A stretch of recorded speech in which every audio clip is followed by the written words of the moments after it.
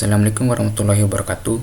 Perkenalkan, nama saya Didi Mulyadin dengan NIM 210806502020. Pada kesempatan kali ini, saya akan membawakan resume materi pertama sampai materi ketujuh mata kuliah Manajemen Desain Komunikasi Visual dengan dosen pengampu Bapak Dian Cahyadi, SDS, MDS.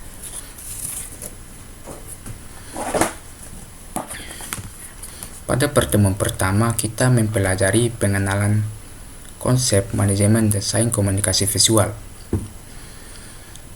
Mata kuliah manajemen desain komunikasi visual bertujuan memberikan pemahaman tentang manajemen dalam industri desain komunikasi visual, melibatkan prinsip dasar desain, manajemen proyek, manajemen tim, dan aspek etika serta berkelanjutan.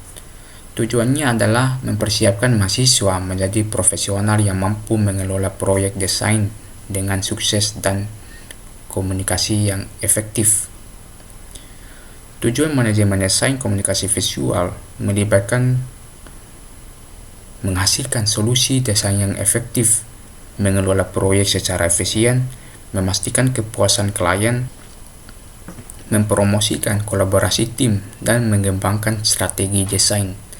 Ruang lingkupnya mencakup perencanaan dan strategi desain, pengelolaan proyek, manajemen tim desain, komunikasi dengan klien, evaluasi keberhasilan desain, serta aspek etika dan berkelanjutan.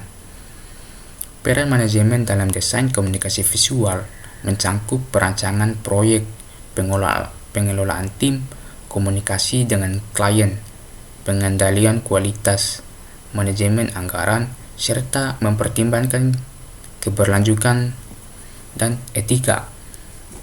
Manajer desain berperan sebagai pemimpin yang mengintegrasikan aspek manajerial dengan kreativitas, memastikan kualitas desain, dan menjaga hubungan baik dengan klien. Pada pertemuan kedua, kita mempelajari tentang penjelasan tentang peran dan tanggung jawab manajer desain dan diskusi mengenai bagaimana peran dan tanggung jawab manajer desain.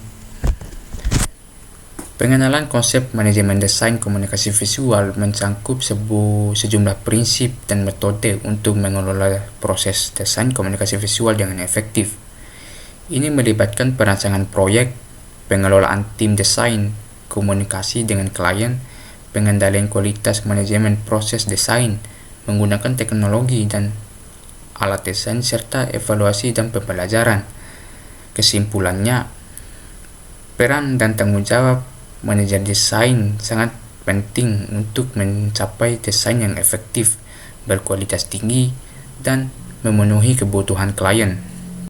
Masuk ke materi ketiga, yaitu perencanaan dan strategi dan manajemen proses dalam manajemen desain komunikasi visual, beserta penjelasan tahapan dalam pengembangannya. Perencanaan dan strategi dalam manajemen desain komunikasi visual melibatkan dua komponen kunci. Perencanaan mencakup langkah-langkah seperti identifikasi tujuan, analisis kebutuhan, penentuan ruang lingkup, dan pengalokasian sumber daya. Strategi berfokus pada pembangunan rencana tindakan, termasuk penelitian, pemilihan pendekatan kreatif, pengaturan prioritas, komunikasi branding, dan evaluasi. Manajemen proses dalam manajemen desain komunikasi visual mencakup semua tahapan, mulai dari pengumpulan informasi dan riset, ideation, perancangan, produksi, implementasi, hingga evaluasi. Tujuannya adalah mengatur alur kerja, memastikan efisiensi, dan mencakup desain berkualitas tinggi.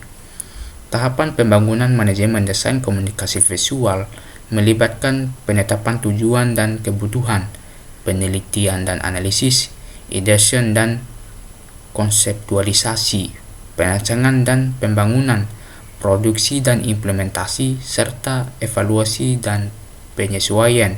Ini membantu tim desain merancang proyek secara terstruktur, menggunakan waktu dan sumber daya dengan optimal, dan mencapai hasil yang memuaskan.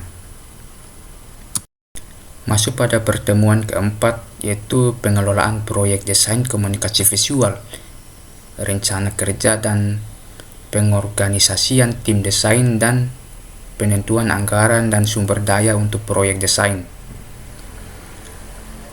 Manajemen proyek desain komunikasi visual melibatkan pengaturan, koordinasi, dan pengawasan semua aspek proyek. Tujuannya adalah mengelola waktu, sumber daya, dan tim dengan efisien untuk mencapai hasil desain yang sukses.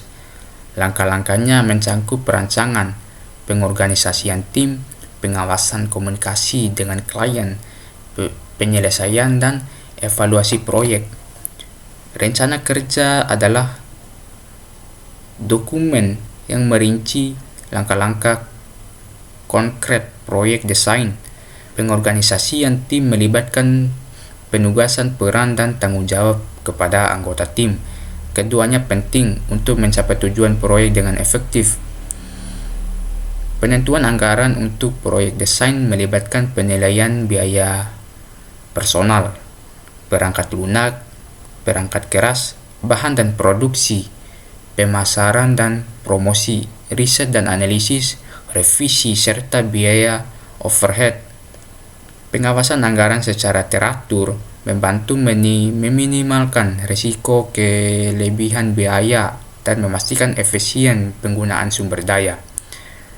Analisis yang cermat dan melibatkan semua pihak terkait dalam penentuan anggaran sangat penting agar proyek desain komunikasi visual dapat berjalan lancar dan memuaskan. Kita masuk ke materi kelima, yaitu pemilihan dan penggunaan media dalam desain komunikasi visual, serta diskusi tentang kelebihan dan kekurangan media cetak dan digital. Pemilihan dan penggunaan media dalam desain komunikasi visual adalah sangat penting untuk mencapai komunikasi yang efektif. Berikut adalah poin-poin kuncinya. Yang pertama, analisis target audience. Yang kedua, konteks dan tujuan komunikasi. Yang ketiga, kelebihan dan keterbatasan media. Yang keempat, konsistensi merek. Yang kelima, integrasi media. Yang keenam, evaluasi dan penyesuaian. Adapun jenis-jenis media dalam desain komunikasi visual termasuk media cetak, media digital, media audio visual, media luar ruangan, media interaktif. Pada pertemuan ke-6, kita mempelajari tentang pengendalian waktu dalam manajemen proyek desain.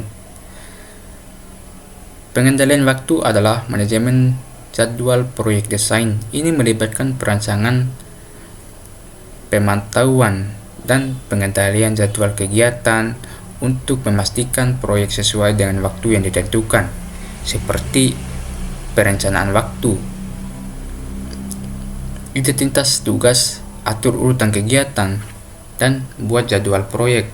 Yang kedua, pemantauan kemajuan, seperti bandingkan kemajuan aktual dengan rencana, pantau milestone, dan atasi keterlambatan.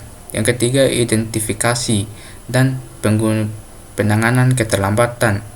Segera identifikasi penyebab keterlambatan, pecahkan masalah, dan sesuaikan jadwal.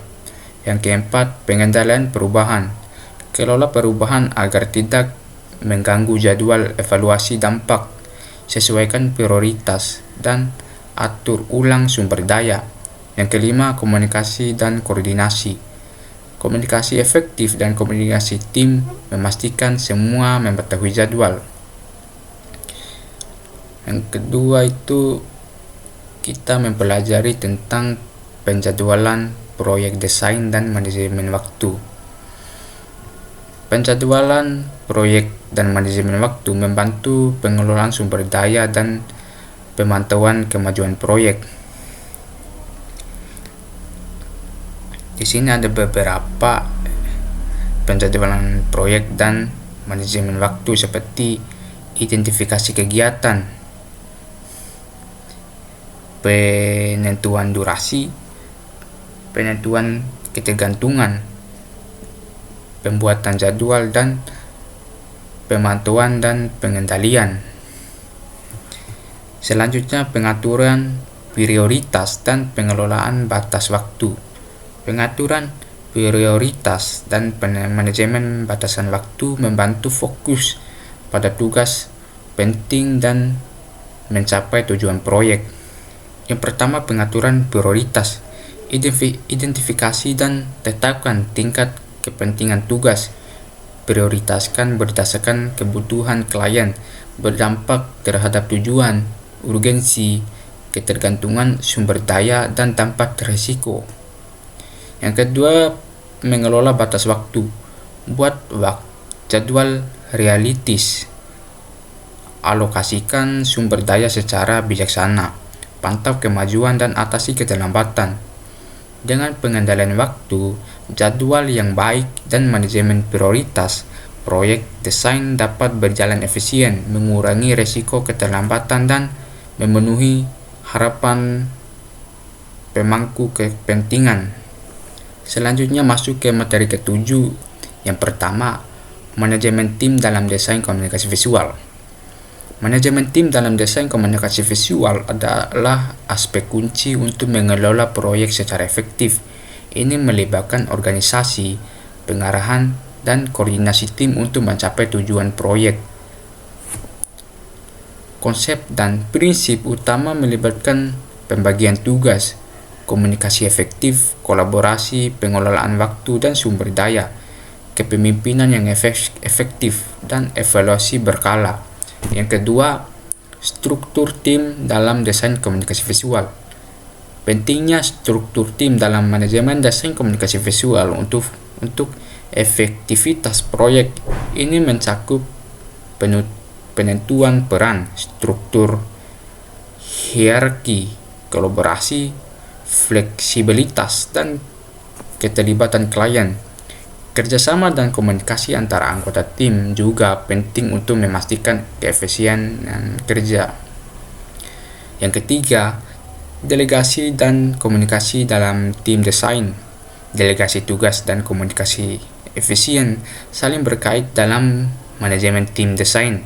Delegasi melibatkan penguasaan tugas berdasarkan keahlian, penentuan peran, memberikan wewenang, dan dukungan komunikasi yang efektif, melibatkan komunikasi terbuka, jelas, mendengarkan dengan empati, menggunakan alat komunikasi yang tepat, dan umpan balik konstruktif. Penerapan konsep ini membantu menciptakan lingkungan kerja yang kolaboratif, efisien, dan inovatif, meningkatkan kualitas desain, dan mencapai keberhasilan proyek secara keseluruhan.